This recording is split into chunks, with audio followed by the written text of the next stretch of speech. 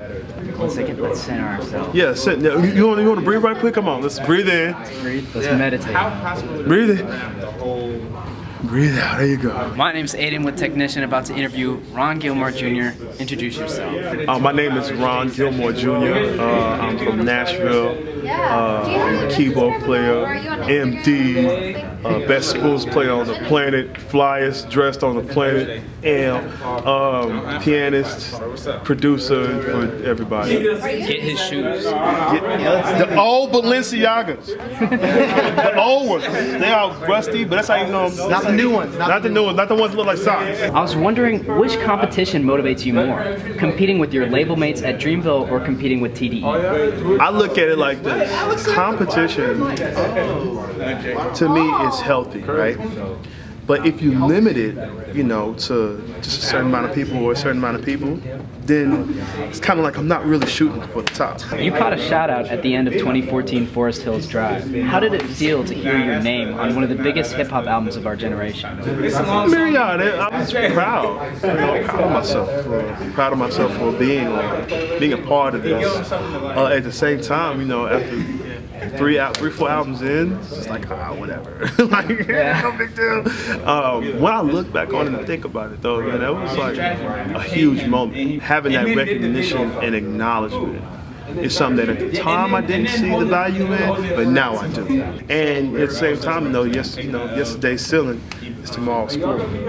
So it's like, where can I go from here? Where can I go from there? I want to take you through a couple of your non-Dreamville musical credits and ask you the story behind them. Okay. So you're credited with vocoder on Marcy Me by Jay-Z. Could you explain what that means? A vocoder is an instrument that you play the keys and you sing into a mic, and it takes your, it takes your vocal signal and turns it into like a music. What part of the music did you compose? Is it that background voice sample while you're rapping? Yeah. That was you? Is that you talking into the vocoder or playing the... That's me playing it and talking. So I was singing it while I was playing it. And how did that come to be? That came to be because I met No ID, and he called me in to come work on, just work with him, period. And yeah, man, he put me in a room with all these keyboards in it, and I was like, oh, I wonder what can I do on this Jay-Z thing, man. Today, and I did it. I didn't even I was just like, man, what can I use that's different here? Oh, the vocoder. And it came about in a very you would think it was random. But it was things that had led up to me working with him, like him seeing me and meeting me through different people, and experiencing me through other people, like J. Cole Boss and my homeboy Jesse Boykins. That was a compliment. I was like, oh, I'm good on rap. Gonna move on and do R&B now. Got to the top. Got to the top. You're credited with keyboards on Earl Sweatshirt's album Doors. What's the story there? I don't know. You don't know? I don't know. I was working with some producers. I think it's Christian. I don't know. And, I played on this thing, and then later on I see that I got credit on Earl Sweatshirt. I'm like, word. Okay. Like I don't know the kid. They didn't contact you? No. Oh, that's so interesting. Yeah, I just played on some shit. That's how I go, man. You go to a session, play on some shit. It ends up on a record. Has that happened constantly to you in the industry? Yes. There's tons of records. Like if you go look on Genius right now, you'll see 200 songs that I've been a part of, but in my BMI, it ain't 200 songs. You once said that great artists take a lot of time to make their albums. In the creation of your beautiful album, Talking, how much time was spent on each step of the process, as far as writing, recording, and producing and mixing and all that goes? The writing is what took the most time. The writing of the album took like 2 months of me going through beats, writing shit, because I don't write the music, so I'll just write the song, and then I'm like, oh, it'll go good with this beat, and then bang, I just put it on the beat. And so that part took like 2 months. Matter of fact, 3 months. Let's call it 3 months. To record it though, it took a week. That's and to mix it took a week. It's some Straight up. That's a true story. And you held on to it for like 3 years. 3 years. You said that no one was talking about no one had bested it yet. No. I mean, no. Who came the closest to besting that album? Yeah, but this As far as content, yeah.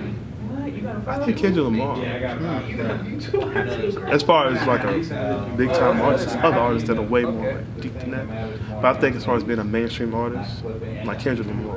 When you created Talking, you were reading Malcolm X's autobiography. Is there a favorite Malcolm X quote or sentiment that stands out to you? Malcolm X's sentiment. First of all, the thing I like about him is how he lived his life. He really lived with talking. Walk and talk. You know. I think the sentiment that I really like with him is ownership. Ownership of your authentic self. You know, he said, you see all these black people with all these companies, and none of them doing anything. He said all they're doing is like just trying to be like the white man. I was like, oh. He said they're trying to escape from being black. I'm like, damn. Like, speaking truth of power in such a way that compels people to move and think about it.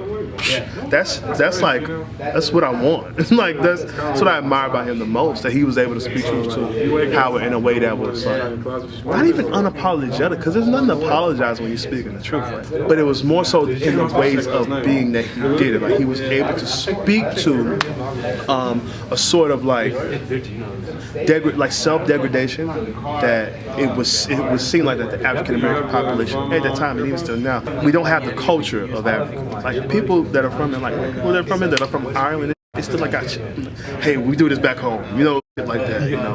And African Americans in America don't have that. And so he was speaking as far as like, yo, we've been brainwashed so much that we don't even love our own culture. You once told a story about how Dave Chappelle asked you to play the first and the last songs you ever learned. I'm assuming the first is Chopsticks. Yes. But the last, what did you play for them? I said it wrong. It was the first song that I ever played, and then the last song that I recently played. So like whatever you just played, play that at Cabana to. So the song that I had played was "Ribbon in the Sky" by Stevie Wonder. I had been playing that, and so this thing was combining Chopsticks with "Ribbon in the Sky." It was one of the most random, I guess, experiences that I ever had. Because I saw somebody come into a room, you know, he's coming to the studio. This is like our safe place, and he's just coming in there and making his own rules. Like, hey guys, this is what we're gonna do. Like, we're gonna do something. And I was just sitting there like, word, like, okay, Dave Chappelle, like, do whatever you say. Like, okay, whatever. I'll play Chopsticks, and I'll play the last song. I just played it, whatever. But like, the experience was so crazy because what I don't tell is how like he was like. He kind of broke my whole life down after I did it. He was like, man, I could just hear your whole journey. Like, from where you started from to like where you are right now. How can you have so much insight just by listening to a mother play Chopsticks and transition into Ribbon in the Sky? Like, it's wow. Talking about my whole life. It's wow. One of the most amazing experiences I've ever had. I think that's all. Bong. Thank you so much. That was easy. That was easy.